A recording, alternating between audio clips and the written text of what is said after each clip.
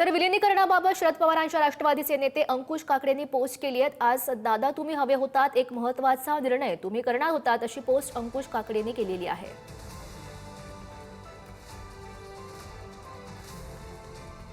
ज्या काही घटना गेल्या महिन्यामध्ये किंवा त्याच्यानंतर झाल्या त्याची माहिती मी आपणाला दिली आणि आज ज्यावेळेला 12 तारीख उजाडली त्यावेळेला माझ्या मनामध्ये सहजच विचार केला की अरे आज जर दादा असते तर आपण एकत्र झाल्याचं चित्र महाराष्ट्राला पाहायला मिळालं असतं। आता त्यानंतर ज्या काही घटना घडल्या त्याला आपण सगळेजण साक्षीदार आहोत।